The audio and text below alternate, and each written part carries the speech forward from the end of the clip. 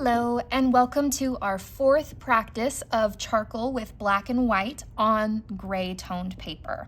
Today, our focus is having smooth texture. So what we're doing is trying to get our charcoal to not have any pencil lines or any little marks that are visible that are left behind. So that's our focus today, and you can ask yourself at the end, does your shading fill in the paper texture completely?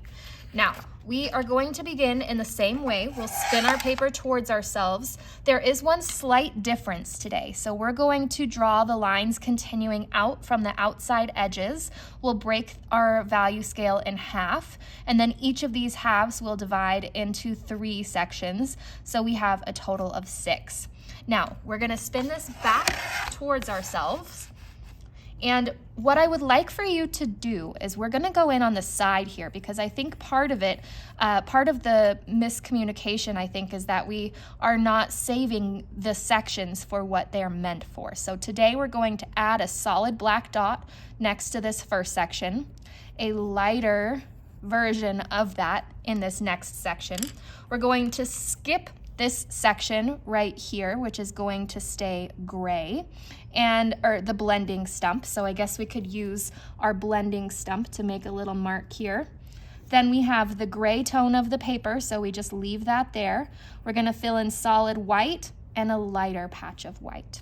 Okay, so let's go through and remember that we always begin with our white. So we're gonna come in, and for our our most filled in section of white, I like to give myself a border and then use small circles to go through and fill that space.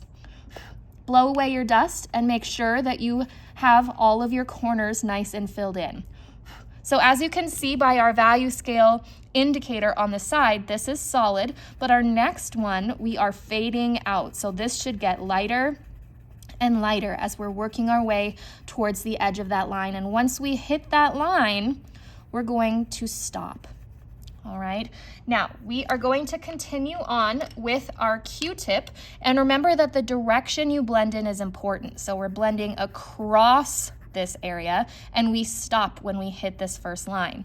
We don't want to go into our solid area of white because we will end up stealing from it, and we want it to stay solid. So we're not going to even go back and touch that part. Now we're going to leave this little block perfectly gray. We want to leave the paper tone here. So we are going to continue into our black. I'm going to line the outside edge of this section with my black charcoal pencil to make sure that I'm filling all the way up to the borders and keeping this nice and tidy. This first section is solid, so we're going to blow away our dust, check that it is completely solid, and then we're going to slowly transition this out.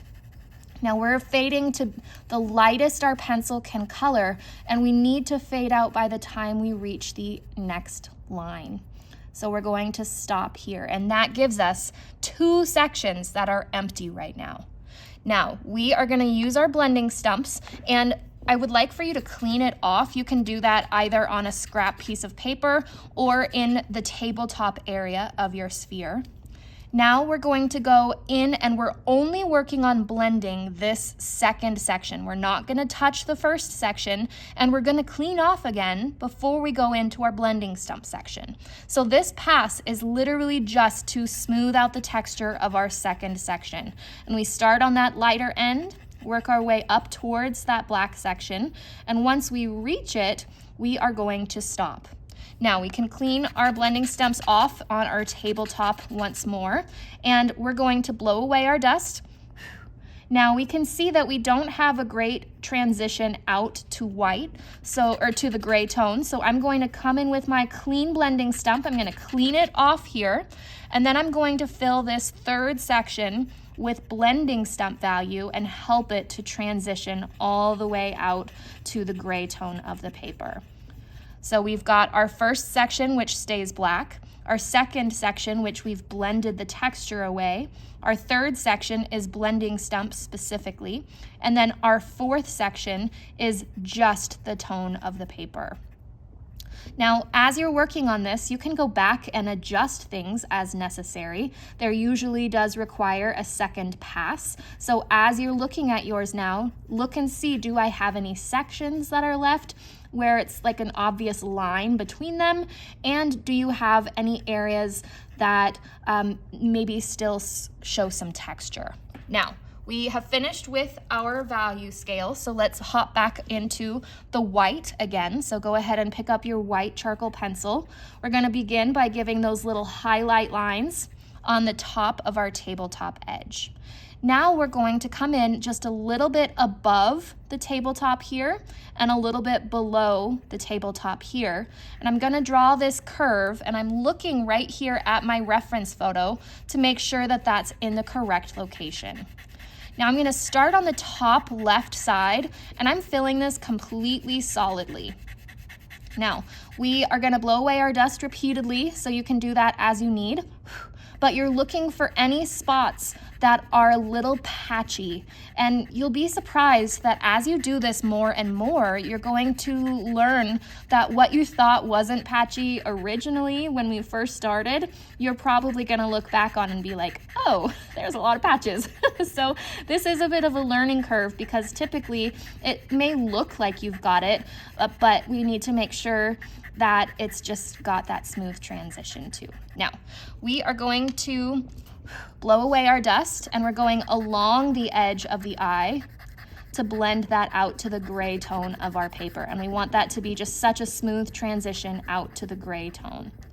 Now, at this point, if you take a look at mine, I still have some sections that are not as dark as they could be. So I'm gonna go back in and fill it with my white charcoal to make it as solid as I can with no patchwork. And again, this is the part that I think many of you are going to really start to improve in as you have more practice with this medium.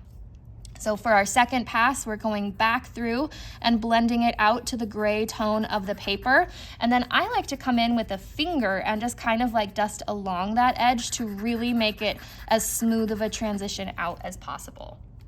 Now I'm going to come in with my black colored charcoal, and I'm going to add just directly underneath this tabletop a little stretch of black. I'm not going solid, I'm using a nice medium tone, and I'm just going to stretch that value out and not even all the way across. Now I'm going to come in with my blending stump, taking some of this charcoal and blending it out. And I didn't add quite enough, so I'm going to come back in for another pass. And you can continue adding these layers until you reach the darkness level that matches our photo. So we're just coming through and blending this out. And we want to have that nice little pass of gray between our sections here. So make sure that you're not overlapping your white. And if you are, you can go back in and erase out some of that white so that the black will adhere better to your table or to your sphere. Now, we're blending this out. We want to have it fade out by the time it reaches the bottom of the sphere here. Now, the next step, we're going to give ourselves this border to our background. And I'm just going to give myself a nice crisp edge. And as I do this, I can turn my paper to make sure that I'm following along the edge where I can actually see it. Now, we're just going to go through and give ourselves this border. You want to do like a little you want to not make it like one solid line and then you're done, because that won't give you quite enough charcoal. So I do like a back and forth motion.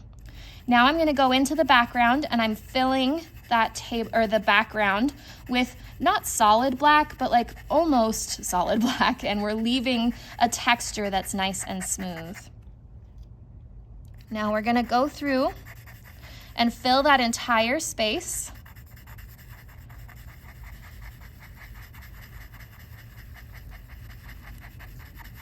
We're working on making the texture smooth for this practice, so really pay attention to using small circles, even at the end. That's when people start to switch pretty quickly.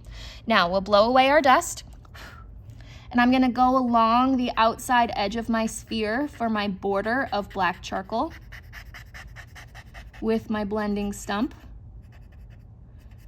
And now that I've got that border finished, it's going to be easier to not go into the spaces I don't want to go into. Now, we're blending out the background. We're using small circles with our blending stump here. Now I'm going to take that charcoal from the background and I'm going to use it to start filling in the background for my tabletop. So I'm going to steal some of this charcoal and I'm just filling in the background for my tabletop here.